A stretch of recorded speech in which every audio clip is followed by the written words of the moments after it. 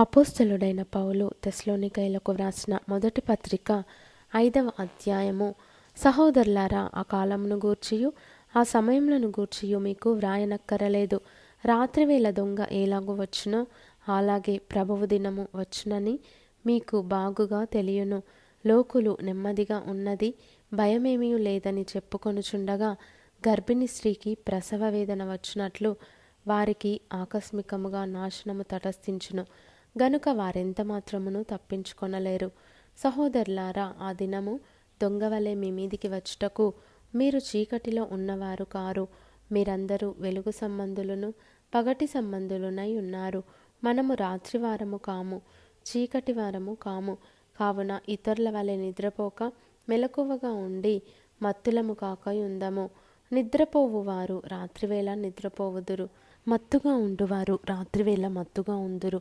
మనము పగటివారమై ఉన్నాము గనుక మత్తులమై ఉండక విశ్వాస ప్రేమలను కవచము, రక్షణ నిరీక్షణయను శిరస్త్రాణమును ధరించుకొందము. ఎందుకనగా మన ప్రభువైన యేసుక్రీస్తు ద్వారా రక్షణ పొందుటకే దేవుడు మనలను నియమించెను గాని ఉగ్రత పాలగుటకు నియమింపలేదు. మనము మేలుకొనియున్నను నిద్రపోవచ్చున్నను తనతో కూడా జీవించు నిమిత్తము ఆయన మన కొరకు మృతి పొందెను. కాబట్టి మీరిప్పుడు చేయుచున్నట్టుగానే ఒకనినొకడు ఆదరించి ఒకనికొకడు క్షేమాభివృద్ధి కలుగజేయుడి. మరియు సహోదరులారా, మీలో ప్రయాసపడుచు ప్రభువునందు మీకు పైవారయుండి మీకు బుద్ధి చెప్పు వారిని మన్నన చేసి వారి పనిని బట్టి వారిని ప్రేమతో మిక్కిలి ఘనముగా ఎంచవలెనని వేడుకొనుచున్నాము.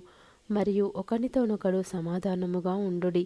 సహోదరులారా, మేము మీకు బోధించున్నది ఏమనగా అక్రమముగా నడుచుకుని వారికి బుద్ధి చెప్పుడి, ధైర్యము చెడిన వారిని ధైర్యపరచుడి, బలహీనులకు ఊతనీయుడి, అందరి ఎడల దీర్ఘశాంతము గలవారై ఉండుడి. ఎవడును కీడునకు ప్రతికీడు ఎవనికైనను చేయకుండా చూచుకొనుడి. మీరు ఒకని ఎడల ఒకడును మనుష్యులందరి ఎడలను ఎల్లప్పుడూ మేలైన దానిని అనుసరించి నడుచుకొనుడి. ఎల్లప్పుడూ సంతోషముగా ఉండుడి.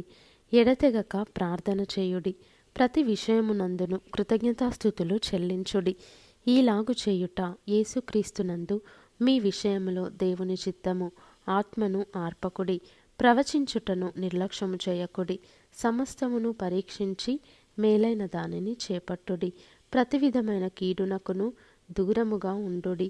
సమాధానకర్తయగు దేవుడే మిమ్మును సంపూర్ణముగా పరిశుద్ధపరచునుగాక.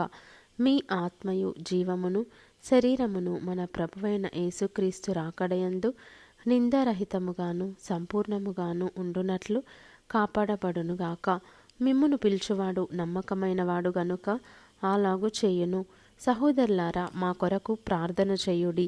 పవిత్రమైన ముద్దు పెట్టుకొని సహోదరులకందరికిని వందనములు చేయుడి. సహోదరులకందరికిని ఈ పత్రిక చదివి వినిపింపవలెనని ప్రభువు పేర మీకు ఆనబెట్టుచున్నాను. మన ప్రభువైన యేసుక్రీస్తు కృప మీకు తోడయుండునుగాక.